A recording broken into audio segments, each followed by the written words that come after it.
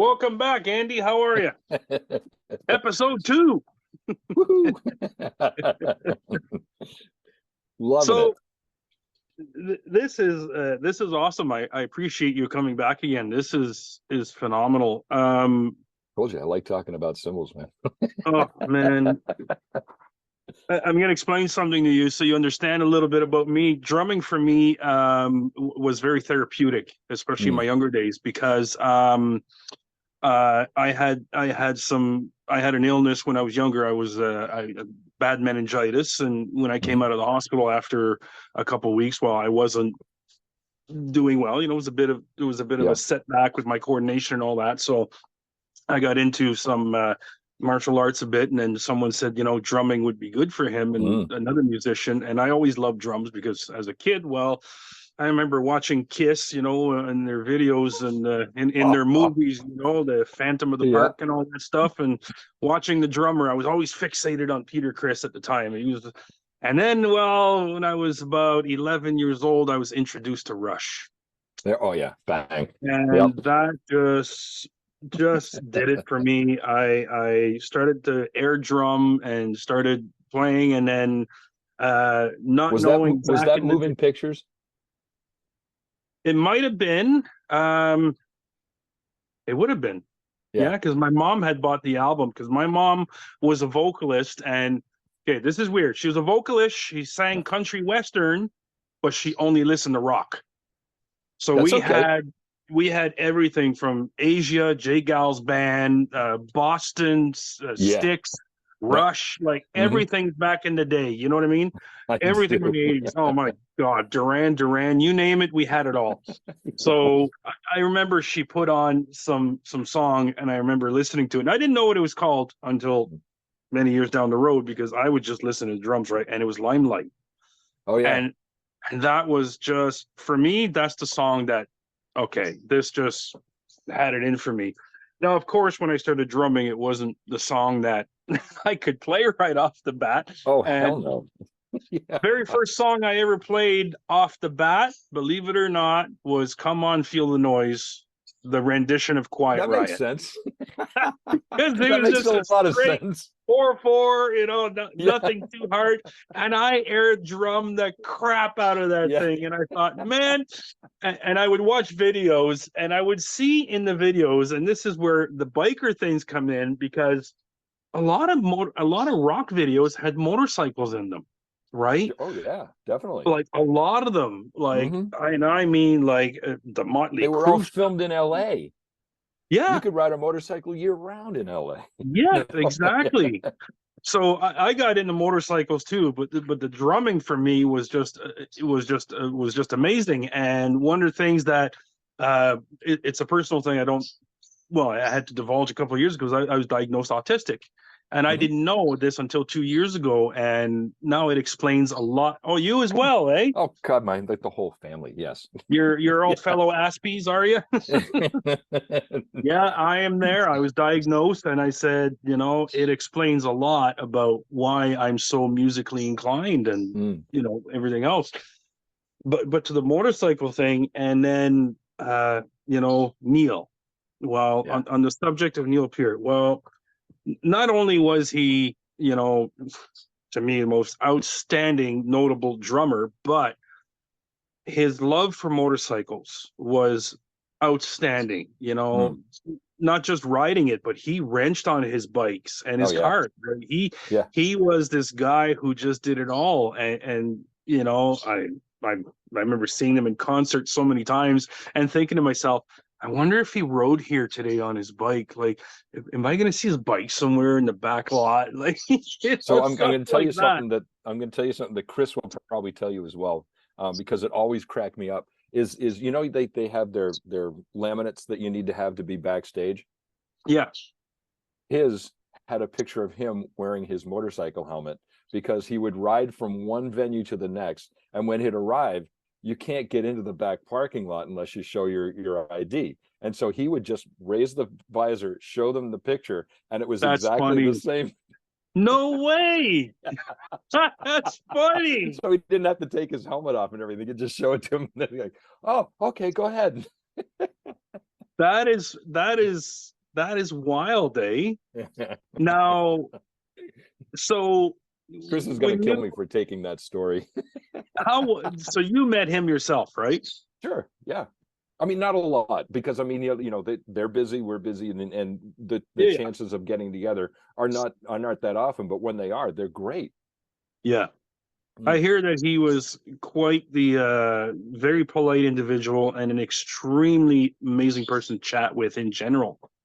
He had a very wide vocabulary, not just in being able to speak, but also in what he knew, and the things that he was interested in learning about. And so one of the things that I did a lot when I was driving back and forth from Boston to Canada, to Meduktik, was I used to listen to, and I still do, used to listen to a lot of college lectures. And Yeah. so I'd pick up a lot of knowledge that way. He did along the same lines. By every time that he was out somewhere, he would be reading about things, and he'd expand his knowledge by just taking the time to read, to learn, to find out, I'm interested in this. Let's dive in there. I mean, I've lots of people I know do the same type of thing, but his broad-mindedness, and I would say Mm. probably part of being an artist, allowed him to take everything that he brought in, and not just have it be a black and white label, but to also have, how does this fit within everything else that I've learned? How does this work with the reality that I see, that I understand? So his mind was always broad and interested, and the way that he understood topics and the things that he saw in say history was much more than a lot of other people ever would have, because it wasn't just factual. It was a depth of understanding. It's the same kind of thing, like you can go, Yeah. you're playing drums, and you've got your beat, it's going, but now you throw in a bass player and a guitar player. Now you're talking with other people, and so you have to make that integrate. And how does that turn into, instead of three people playing, how does that turn into a Rush song? Yeah, yeah, yeah, yeah, yeah. Yeah. I And get that's a that. lot of expansion of mind and creativity, right? Yeah, yeah, yeah. It Yeah. it really is. And and him being, well, of course, being the main lyricist for Yeah. most of their stuff, was, you can see it in the writings, right? Mm. How You could almost how tell what he was reading, right? oh yeah, you can, Yeah. well, the Fountain of Lamneth, when he, you can see all the lyrics in the song, right? And I think a lot of musicians talked about, how they would say, I had to go read the book after so I could understand the The song, lyrics, So yeah. yeah, it's true. He was almost like, it almost like David Bowie, in a sense, where David Bowie liked to promote literature, right? Yes. He was, Yep. and Neil kind of did that with his writings, but without indirectly promoting it. You know Mm. what I mean? It But was like and planting a seed. that's an interesting point too, because not only was it in his lyrics, but also in his ability to create differently than he did before. Yes, It's like exactly. Bowie is well known for that. Neil did the Yes. same thing. It was Yep. just fantastic. I agree.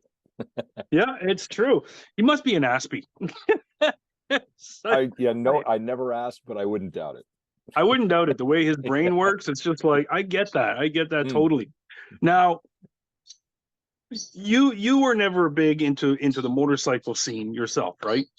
I had a I mean, other than the motorcycle. dirt bikes. Yeah, You yeah. never had street I had bikes? a road bike, and I thought, this is fun, but it's not nearly as much fun as being able to have all of my junk in the back of the car and listen to music, and you know, it was just easier to drive a car. Do you know what you owned? Do you remember what you owned? For a motorcycle, Yeah. it's a KZ 550.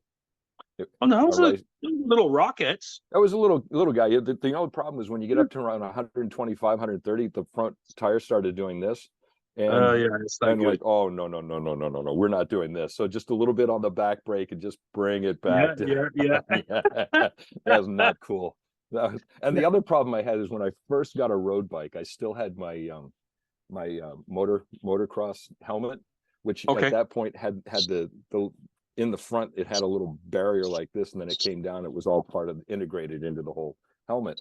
And as you start getting up to like around 80 miles an hour, that becomes a strange sail. So your head starts going like this too. Oh, you get the As you're going buffeting. flying, you're going, Yes. you're trying to hold your head.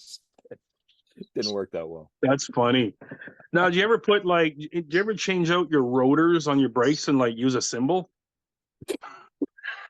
I'll tell you what, though, the fire department in Meductic has cymbals as Yes, hubcaps on one of on their their fire trucks. Yeah. I saw it on one of the antique trucks. Yeah, I saw that. I thought it's that pretty funny. I thought that was absolutely, you know what? That's just, it shows the spirit of Meductic, right? Oh yeah, I mean, it's kind of cool. I can't tell you how many houses I can go into, and somebody at one point has broken a cymbal or found one or something that's just not what they're looking for, and on the ceiling lamp, they've taken down the shade and they put a cymbal Yes, on it. and they screwed on the cymbal. Darn. Yeah. Well, let me see. Maybe I'll have to do it with this guy, Easy now. or I got this guy too. That would No. be that you if you use that one, you might actually burn the ceiling. Well, yeah, because it's quite reflective. Right. No, these are some of the cymbals that I use because I like to change them up depending Yeah. on Yeah. what I'm playing, right? Because I've got some AA, some XSR, some AHX, HHX, I've got some AAX. So depending on, what song I'm going to record that night, I go, I might switch up to this, and same with my snares, typical drummer thing. Let's go, I like cymbals and snares. That's my So thing. when I visited my friends who are players, they'll say, "Hey, come here, I want to show you something," and they'll go through and artists who have been with us for like 25 years or so, they'll bring out like 6 or 7 bags of cymbals and start going through, and I'm going, "Oh my God, look at all those cymbals!" You're lucky. I know, and then they'll say, "Oh no, this one's for when I'm recording country," and then the one that that I have for when I'm recording pop is over here. So I'm like, okay, I get it. Yeah. All right, makes sense. Well, And I you're right, also rent snare a drums. recording The whole studio. back of the garage will be filled with snare drums and Oh, racks. that's my dream, man. That's my dream. Dude, I mean, I've got a rack of snares in the back there that's all lit up. But I mean, I can see it. Yeah. it's I've got. I own a recording studio out here. This is where I record. So having different instruments is, and cymbals, especially cymbals, is great. If another band comes in and they want to record, and I could suggest, maybe you want this sound, on the recording rather than your other branded cymbals, because these are just better. Try to switch them up. I'll have to become a Sabian dealer. So there was a recording studio in Los Angeles, and this was back 20 years ago or so, that if you came in to record a sound or to record, and you did not have, I believe it was a 16-inch AAX studio crash, if you didn't have one, they either said you're going to use ours or they'd send you out to get one, because they love the sound of that. That AAX one studio crash, specifically was, okay, they really wanted that one. You can have your own voice for everything, but for that crash, they wanted that one. No, I've got an AAX ISO crash, but I don't have the studio crash. Okay, I'm gonna have to put that on my list amongst the other cymbals I want. Oh, right, slow down now. Take your time. Hey, Sabian rocks, man. I can't get enough of it. Well, thank you. Now, which artists? Do you know how many artists you've worked with that did ride bikes? No, because a lot of people ride bikes and it's just that's what they do. Chris could probably tell you a lot more about that than I could, because that's a topic that he would be bringing up with them. But we did in the past, we had a really cool poster that was made with Jose Padilla, and it had and it also had Chad Smith and Neil Peart. Oh, nice. And all three of them were standing there next to their bikes, and it went all the way from a let's call it a crotch rocket, right? Yeah. To the laid back Harley, which was Chad. I've seen that picture. There's Neil in the middle. Is that the one? Neil in the middle, Chad on the right. Yeah. And then to the left is Jose. And yes. Yeah. And of course Neil has his BMWs, right? Yes, exactly. I've seen that picture. I've seen that. And Neil is pontificating. He's saying of something. course. Of course he was. Which is great, because the other guys, like, they're like, what wow, you know what? You can see it in their face. He's right. That's funny. Now, here's a question for you that I was pondering a while back. 2020 was, the pandemic hit. How did it affect Sabian? It affected us in a bunch of different ways. One was because we couldn't have as many people in the factory, we had to decide what is it that we are making that really everybody wants. Instead of making everything, we have to decide what we're making that really people are interested in. What does everybody want? And so we cut down on the amount of cymbals that we offered on a regular basis. Okay. And at that point, we also started looking at other things like travel. Of course, you couldn't travel, so that was something to say. Really, a few years beforehand, we'd been hearing from some of our dealer customers that they would prefer to be talking to us like we are right now over the internet, Yeah. because it takes less time during the day. We can still have a nice rapport. We can discuss things. We can see things, but at the same time, after an hour, they say great, thank you, and they hang up, and they don't have to go to lunch with us, the kind of things. Like we still like to do those things, but their time was precious. So that type of thing passed into COVID quite quickly, quite easily. And we also started looking at things like different trade shows. What are we doing for things like that? Like, for example, the NAMM show was that's always a big one. is a great show for getting together with a lot of people, but for the most part, we're only talking, I can't say only, we are talking specifically with dealers. We're not really talking with any players. And so the idea of what we're gaining from the show, because we're already in contact with our dealers and we have good friendly relationships with them anyway, what are we gaining from the show, especially if they're coming and they're hearing things that we have been bringing out during the year? Because we didn't wait for the NAMM show to come out with new cymbals, new sounds. When we had something that was interesting, get it out there, let everybody have it. Yeah. Because if you're looking for that sound, why wait for an artificial date? Really, get it out there, let's play it. And the way people are learning about cymbals, the way that they're learning about what they want to have, what instruments will fulfill their creative needs, was not as much waiting for the retailer to tell them what was interesting. They were going online and finding out about that anyway. So that need to have somebody trained at a retail level decreased. And so people who are players really wanted to come and try it and feel it themselves, and you can't do that at a show like that. So we decided shows that were not specifically set up for consumers, for players to come and play and try stuff out and talk with us. Let's not do that, because that's not feeding anything for the creative juices of the player. If we could find something like PAS was PASIC, that fits perfectly to do that. There's the UK drum show. It's perfect for that kind of thing, because players come in. It's not specifically for a trade. It's players.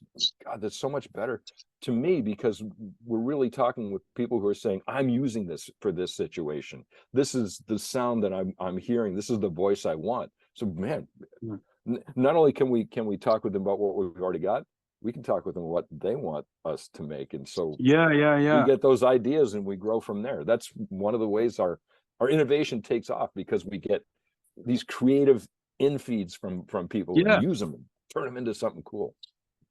So I guess it's safe to say that, as much as the pandemic has caused some issues, you also had to go in different directions, which gave you some positive things too. Yes, it did. It made us so we weren't doing things by rote. In some situations, we're trying to get, and in many cases, getting closer to players, all types, from professional down to the hobbyist. And with that, I thought that was and still is a much better way of communicating with artistic needs. That's a good thing, and that's the Sabian way of doing things. You guys like to innovate, right, and make it work no matter what. I know sometimes it's like, what did we come out with? My God, we got 5. one of the things I noticed during the pandemic was a lot of people took up music, like learning an instrument, because Yeah. they were bored, Yep. right? And then Yep. we saw the online recording where, recording artists would get together and Mhm. create random song or cover songs, and each recording their bit at home and Right. doing stuff like that, right? Like we were seeing a lot of that.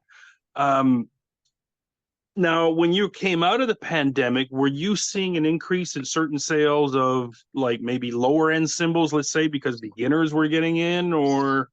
Actually, kind of the opposite. What were and it had started before the pandemic. What we were finding was that people were saying, if I'm going to invest in my sound, I'm going to invest in something that I know is going to take me a lot further than Yeah, a, an inexpensive cymbal will. I'm going to take something that's the sound I'm looking for, and I'll instead of having 10, I'll have 5, and I yeah. will make sure that that sound goes. And I think that's been much better for musicians anyway, because now instead of playing something that yes, it gives you a sound, you're playing something that gives you the sound that you're looking for. Exactly. And cymbals, unlike drums, you can't change that sound. It Right. is what it Yeah. is. You can't tune You can't change that, right? You can muffle it, it. but that's all you can do. Whereas a drum kit, well, you got the variety of heads and the tuning that you can, there's almost unlimited what you can do with a drum kit, right? Like a Pearl Export, let's say, you put some really good heads on that top and bottom, and you've got a really nice sounding kit. Oh, But so here's something that I was at PASIC years ago, probably about 5 years ago. And this friend of mine, Bob Yerby from Remo, he had I think it was 12 or 13 different 10-inch toms, all the same company, set yeah, up with 12 different heads all the way across. And it blew my mind, the difference in the sound. They were all tuned exactly the same, yeah. all on the same type of drum, but boy, the difference in sound just from the heads. Wow, I had no Oh, it's idea. it's So, incredible. Yeah, yeah, it's incredible. So I advise my clients, well, my students, I tell them the same thing. When they say they want to go out and buy a cymbal, I say, listen, you know what?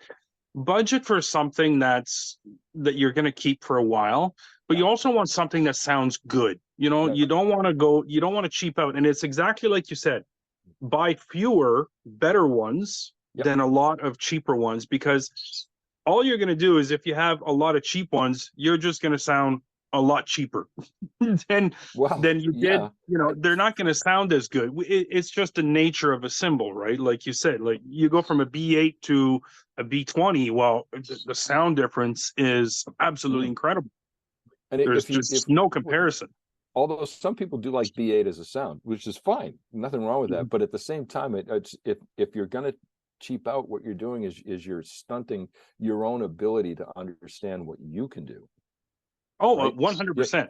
yeah, I played on some kits that had some cheaper line cymbals from different companies, and mm, even the feel of the cymbal just wasn't the same. yeah. Where a cheaper line cymbal, you go to hit it with the stick, and you feel like the stick is going to go through the cymbal. You're like, there's no feedback from the cymbal, right? You're like, oh my God, I'm going to break this thing, or it just doesn't, it just doesn't feel right. I'm sure Or you've come across that yourself. well, electronic cymbals too do that for me, Oh, because yeah, the plastic ones. It's and the look, during COVID there were a lot of people who could only play those because they were playing inside their apartment, yeah. and didn't want to keep everybody. But it's what I call not a nice thing, but it's what I call the beaten dog syndrome, where if Yes. you're used to playing that, then that's what you're going to be used to. Just like a Mhm. dog who gets beaten every day thinks that that's normal relationship. Whereas at one point somebody comes by and says, I'm going to take care of this dog and treat it well. That's Yeah. what it's like when you go from playing like cheapo plastic cymbals to now I'm playing an acoustic kit. That's a Hmm. completely different thing. Hmm. And so you've gotten used to one thing, but that doesn't mean it's good. When you find out what it means to play acoustic, ooh, things Yeah, change. yeah, yeah. Yeah. Yeah. Here's a very big question for you, Andy, and I Okay. hope the answer is yes. But I need it to be honest, because I own a specific Sabian ride, Okay. and I would love to see that ride one day on the market, the Sabian HH Leopard ride. Oh my That God, the leopard ride. Yeah. that's what I have. I've got the Yep. 22.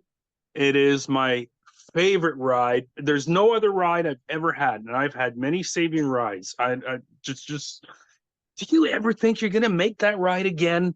Well, sure. I mean, will we market it? Will we put, some communication and effort behind it? I doubt that, but at the same time, that Yeah. doesn't mean that it won't be made. So you like hair bands, huh? Yes, I Yeah, do.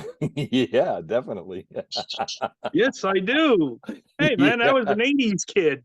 oh, big time. I grew up with the Cinderella and all the rat and all that stuff, man. Yeah. That's oh yeah. I Do you grew up use with wood or all that. nylon tip? I'm a wood tip guy. Actually, With if that you one, want you'd to, probably use nylon, right? no, you're probably it's nylon, but actually, here's what I use. Believe it Okay. or not, I got into these, and I am just flabbergasted by these. Oh, no kidding. Wow. Pecra Okay. carbon. Huh. I have So never so it is. played with these. Phenomenal. The feel, there's no vibration. It feels like a wood stick, but it's got a super grip on it, and they last me a heck of a long time. Interesting. I've never heard of those. I'll have to check them out. Yeah, Tecra Carbon. They Okay. are, and they're so it's the equivalent to a nylon. I've always played with nylon before because when I hit that ride, I want that nylon that I want the ride to cut through. Because I like to do, being progressively influenced too. I like to do some triplets and stuff and Mhm. 16ths, and I really want it to cut through. Yeah. I mean, I've got some wood sticks that I play with on. I've got a 13-inch marching drum as well, so naturally you got to play wood tip on that. But I Yep. mean, yeah. So that's what I use. Now, what about you? A while ago, I was given a pair of Dave Weckels Evolution drumsticks, and I've become so used to the feel of those, and just Yeah. the weight and everything is just right for me. That those are the ones that I use all the time, and I Okay. was lucky enough to get a couple bricks.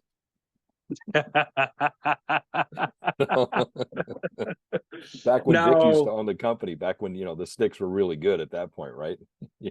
well, yes, yeah, Yeah. yeah.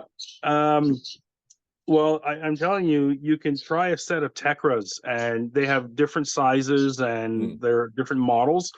I mean, they're like $30 for the pair, but they But are they worth last it forever. because mine have, I think my first one that I broke was 4 years old, believe it or not. Oh my God. Like 4 years of me playing with it before it broke in half. And I thought, that's just astronomically incredible. Now, before we close this off, again, a huge thank you to you. But so you've got the Stratus line that's out there now, which is Yep. starting to make its way around the market. Is there Hmm. anything new in the works for Sabian right now? There is always something new in the works. The question is it specifically for one person's sound, their Yeah. voice, or is it something that many people will like? And that's always the question. We have to try things out, and what we'll do is if we find something that we think is going to be for a broader musical audience, we'll send it out to a few different places where artists will try it, where respected dealers will try it, and Yeah. and they'll listen to it and tell us what they think. And if it's something that people are asking for, then that's when we'll come out with it. But Wow. there's always something. Every time I'm at the factory, I'll walk into the vault, and I'll say, okay, guys, what do you got this time? And we've got two trees set up with things that are just new all the time. And my God, sometimes they're Wow. just outrageously cool. So Okay, I have to set up a date. I need to come down and see this live. It's been a dream of mine for a long time. And a friend of mine went over last summer because her family lives half an hour away from Meductic, and, where do and they she live? did go to the factory, and she brought back a couple of round stamp outs from some of Oh, the yeah. symbol, and I was all like a little kid, like, oh my God, this is so freaking cool. I can put this on the side. But ladies and gentlemen, I want to say thank you to Andy Zildjian from Sabian Cymbals, who's joined us on. We're now making 2 episodes of this, and I do look forward to talking to you again someday and meeting you in person when I do head my butt down New Brunswick. I'm gonna have to go on my bike. And Okay, what do you ride? well, which one? I've got I've got a rare. Very rare, 1 year made only and only 1,000 imported, 1983 Yamaha Seika 900, 4-cylinder. Yeah. I've got okay. yeah, I've got a Yamaha Roadstar 1700, which is my big cruising V twin, and I've got a Harley Davidson V Rod. Okay. So yeah. so you're gonna like meeting Mark because Mark's a Harley guy. Okay, so I'll have to bring the V Rod. Yep, Mark Love, that's his thing. And then we've also got a fellow who really, he's really part of the family. He's retired since, but now he's on our board, and he's just this genius. Is Nort Hargrove, and the reason why his name is not James but Nort is because when he was younger, he used to get Norton motorcycles, tear them apart, put them back together again, and he's got some stories. You're gonna like him. That's I have stories. To come meet. That's cool. And he really, really loves, just working on things and tinkering on his motorcycles, and he'll just get a box of parts and put together a motorcycle. He just loves it. Well, that's cool. That's cool. Well, Andy, thank you again for joining us. I will be in touch with you, and we'll continue chatting via email, and we'll set something up one day, and we'll I greatly appreciate your time, knowing how busy you are, and I want to say massive kudos to you, your family, and everyone at Sabian. You are all doing an amazing job, and right here in Canada, I mean, this is great praises to you. Thank you so much. Great group of people. Thank you. I appreciate it. Well, you have yourself a great day. Cheers. You too. Bye. Well, everyone, I want to say a huge thank you to Andy Zildjian of Sabian Cymbals. Not only is he the president, but he's the son of Robert Zildjian, the founder of Sabian. The time he took to talk to me about this was amazing. I'm glad I'm able to post this, and we'll meet up with him again at some point. I'm also thrilled to announce that Chris Stanke, who is the artist manager of Sabian, who worked directly with Neil Peart and was also a really good friend of his, and rode motorcycles with him on road trips, will be interviewed on January 30th. So stay tuned for that video as well, because that's going to be an awesome video. Thanks again for watching, and don't forget to click subscribe, and you'll get notified whenever there's a new video coming up, when there's lots more to come, as I work hard to bring you some great music that I like to cover, and also some more interviews that I'm trying to get in the works. Thank you so much for watching.